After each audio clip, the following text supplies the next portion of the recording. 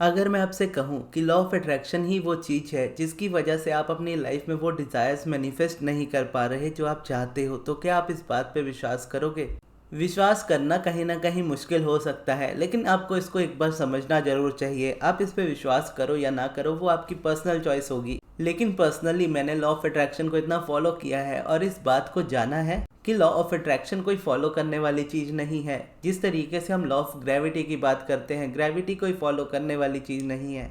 Gravity अपना काम करती है। जिस तरीके से हम किसी चीज़ को ऊपर से छोड़ते हैं या उसको ऊपर से फेंकते हैं तो वो नीचे की तरफ ही आएगी, कभी भी वो वापस ऊपर नहीं उड़ती है।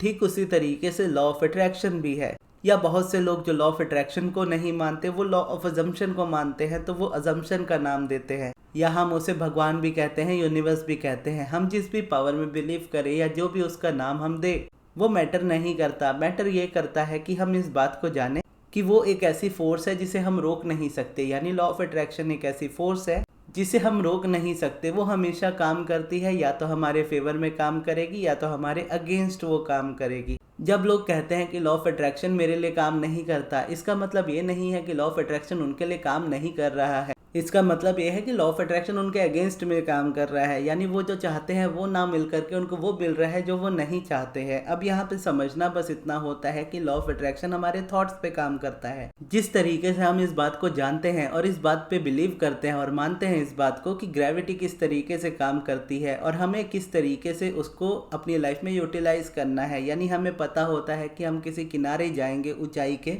और वहां से हम नीचे गिर सकते हैं, हमें चोट लग सकती है। वो चीज़ें हमें पता होती है तो हम उन चीज़ों का ध्यान रखते हैं। बस उसी तरीके से हमको ये समझना होता है कि लॉ ऑफ अट्रैक्शन जो है वो हमारे थॉट्स पे काम करता है और हम जिस तरीके के थॉट्स रखेंगे उस तरीके की हमारी रियलिटी हो जाएगी। हम जैसा सोचेंगे हमारी लाइफ वैसी हो जाएगी। हम अगर अच्छा सोचेंगे हमारी लाइफ अच्छी हो जाएगी, हम अगर बुरा सोचेंगे हमारी लाइफ बुरी हो जाएगी। लेकिन अगर हम इससे बहुत ज़्यादा जानने की कोशिश करते हैं लॉ ऑफ अट्रैक्शन में, और बहुत ज़्यादा उस चीज़ में अगर हम डीपली जानने की कोशिश करते हैं, तो आपका माइंड बहुत सारी चीज़ों को लेकर के कंफ्यूज भी होना स्टार्ट हो जाता है। और जब वो कंफ्यूज होता है तो बहुत सारी चीज़ों को वो छोड़ना स्टार्ट कर देता है और नॉलेज एक तरीके से आपके माइंड में उन फाइल्स की तरह भरती चली जाती है जो एक के बाद एक आपके माइंड में आती जा रही है, जिसको आप हैंडल नहीं कर सकते। जैसे आपने मूवीज़ वगैरह में देखा होगा कि जिस तरीके से वहाँ पर कोर्ट में या फिर पुलिस स्टेशन में बहुत सारी फाइल्स पड़ी होती है जो बहुत पुरानी होती है, और कोई केस अगर उनको रीओपन करना होता है तो वो बहुत पुरानी फाइल्स के सेक्शन में जाते हैं, वहाँ से फाइल निकालते हैं, फिर उसको सेलेक्ट करते हैं, फिर उसके बारे में सारी चीज़ें ढूंढते हैं।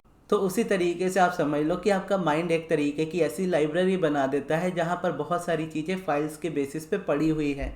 और आप जितना सीखते जाते हो लॉ ऑफ अट्रैक्शन को, उतनी एक न्यू फाइल्स अपने माइंड में क्रिएट करते जाते हो जिसका आपके लिए कोई यूज़ नहीं होता, क्योंकि आप किसी भी फाइल पे वर्क नहीं कर पा रहे हो। इवन आप देखोगे एक के बाद एक फाइल आप चेंज करते रहते हो। उसी तरीके से आप देखोगे तो एक फाइल आप यहाँ देखोगे वहाँ देखोगे, इसी तरीके से फाइल्स ही देखते रहोगे तो आपका माइंड उलझ जाएगा। आप किसी भी एक फाइल में टिक नहीं पाओगे।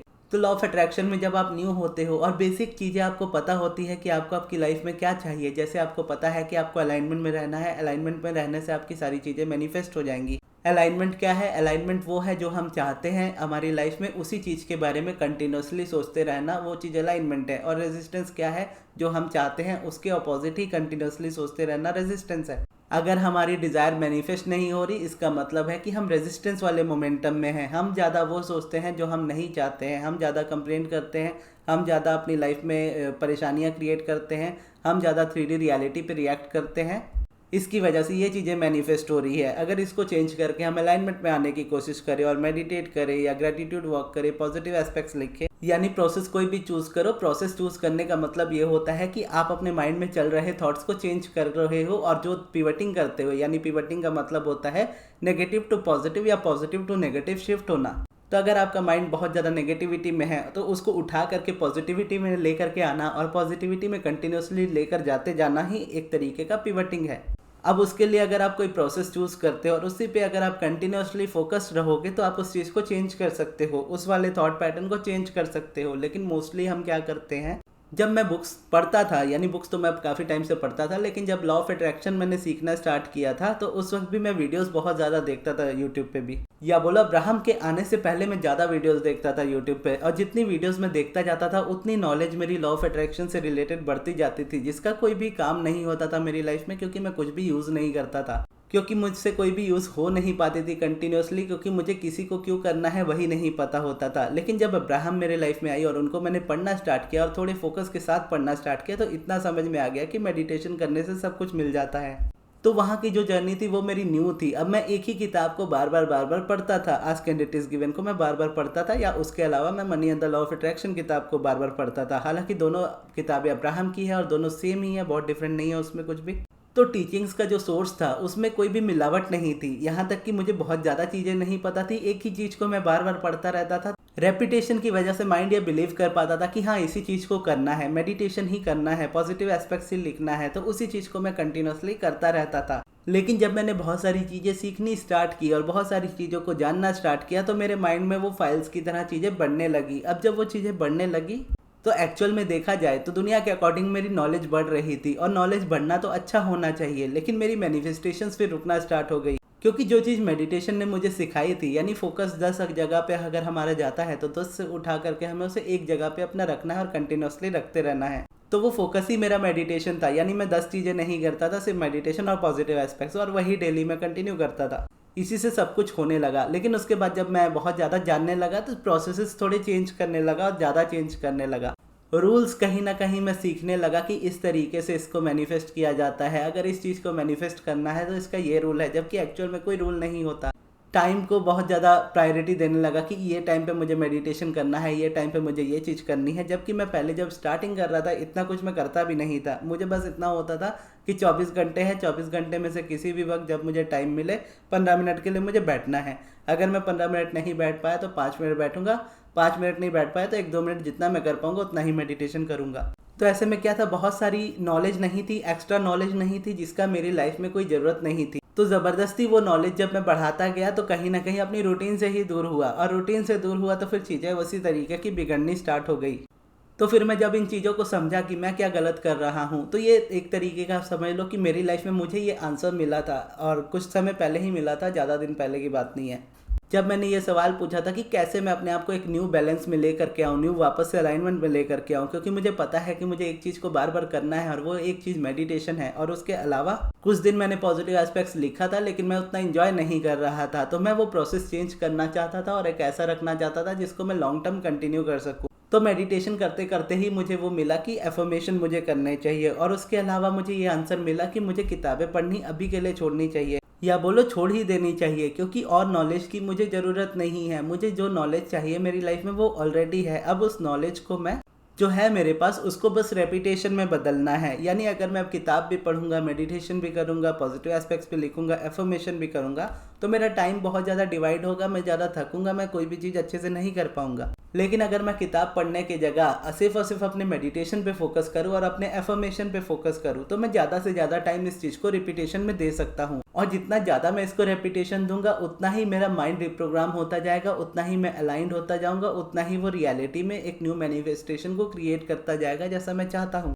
तो ये एक तरीके का आंसर मुझे मिला था कि क्यों लॉ ऑफ अट्रैक्शन को सीखना ही कई बार ऐसा हो जाता है कि हम सीखने के लिए ही किसी चीज़ को जा रहे हैं, और जितना ज़्यादा उसको सीख रहे हैं उतना ज़्यादा फंसते चले जा रहे हैं। जैसे हम कोई भी चीज़ देखते हैं तो हम ये देखते हैं कि क्या हम सही जा रहे हैं या नहीं। अगर हम एफर्मेशन भी कर रहे हैं तो एफर्मेशन सही है या नहीं, विजुअलाइज कर रहे हैं तो विजुअलाइजेशन सही है या नहीं, हमें फीलिंग आ रही है या नहीं, हम कैसा फील कर पा रहे हैं, क्या हम उस चीज़ को अपनी लाइफ में बिलीव कर पा रहे हैं कि ये चीज़ मेरी लाइफ में होगी या नहीं होगी।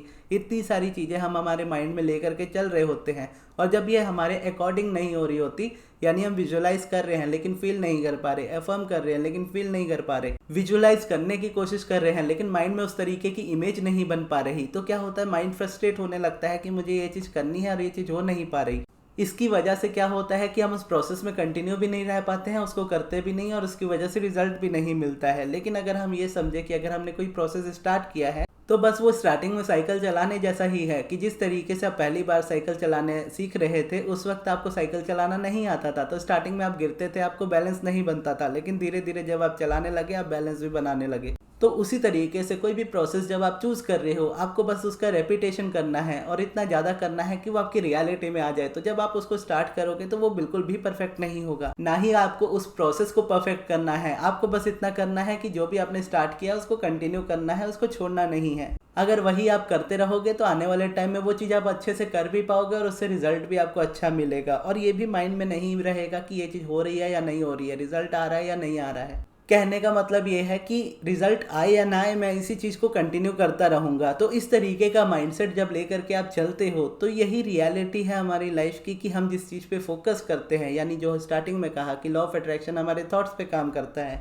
तो अगर हमने एक बार उस जगह पे अपने थॉट्स को मेंटेन करना सीख लिया, एक मोमेंटम हमने बना लिया एक न्यू तरीके का, तो वही मैनिफेस्ट होना है। जिस तरीके से हमें पता है कि किनारे पे जाएंगे तो हम गिरेंगे, उसी तरीके से अगर हमें ये पता है कि लॉ ऑफ अट्रैक्शन हमारे थॉट्स पे काम करता है, हम जैसा सोचेंगे वैसा हमारी लाइफ बन जाएगी, तो उसी तरीके की वो हो जाती है। अगर आप इस तरीके से ये भी देखो, अगर आप ग्रेविटी पे बिलीव ना भी करो, स्टिल आप आगे जाओगे तो आप गिरोगे। ठीक उसी तरीके से आप लॉ ऑफ अट्रैक्शन पे बिलीव ना भी करो तो भी चलेगा। बस एक कमिटमेंट रख लो कि मुझे अपने थॉट्स को चेंज करना है। फिर जो भी प्रोसेस आप चूज करते हो उसमें आप कंटिन्यू रहो। जब आप उसको कंटिन्यू करते रहोगे तो आने वाले टाइम में वो चीज़ें आपको चेंज होती हुई दिखेगी, फिर आप बिलीव कर लेना। तो इस तरीके से आप अपने आप को चेंज कर सकते हो, जहां पर आपको लॉ ऑफ अट्रैक्शन को सीखने पे ज़्यादा फोकस नहीं करना चाहिए, जो आपको आता है उसके रेपिटेशन पे आपको ज़्यादा जाना चाहिए। और मेरी वीडियोस में भी अगर आप मोस्टली देखोगे ना, आपको ज़्यादातर रेपिटेशन ही मिलेगा। मैं बहुत ज़्यादा डिफरेंट टेक्निक्स पे कभी वीडियो नहीं बनाता, या बहुत ज़्यादा अलग वीडियोस मेरी नहीं होती है। मेरी हर वीडियो आपको पिछली वीडियो जैसी ही लगेगी, और आने वाली जो वीडियो है वो अभी की वीडियो जैसी ही लगेगी। क्योंकि रेपिटेशन ही सबसे ज़्यादा ज़रूरी होता है, जिससे हम सीखते हैं चीज़ों को। और रेपिटेशन के लिए 2-3 चीज़ें ही होती हैं जो हमें हमारे माइंड में रखनी चाहिए। यानी कोई भी चीज़ अगर आप करते हो तो उसका एसेंस बोलो या फिर फंडामेंटल बोलो, तो 2-4 ही होते हैं चीज़ें।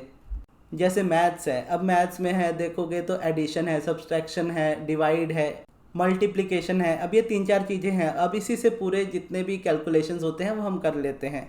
तो ठीक उसी तरीके से आपको बस ये समझना है कि लॉ ऑफ अट्रैक्शन आपके थॉट्स पे काम करता है। आप बिलीव करो या ना करो, उसके बाद बस आप जो प्रोसेस चूज़ कर रहे हो उस पर आप कंटिन्यू रहोगे तो कंटिन्यूटी और डिसिप्लिन की वजह से आपकी लाइफ में रियलिटी में वो चीज़ आ जाएगी जो आप चाहते हो। तो ये थी हमारी आज की वीडियो। आपको ये वीडियो कैसी लगी कमेंट्स में ज़रूर बताइएगा, और इस वीडियो को यहाँ तक देखने के लिए बहुत बहुत धन्यवाद।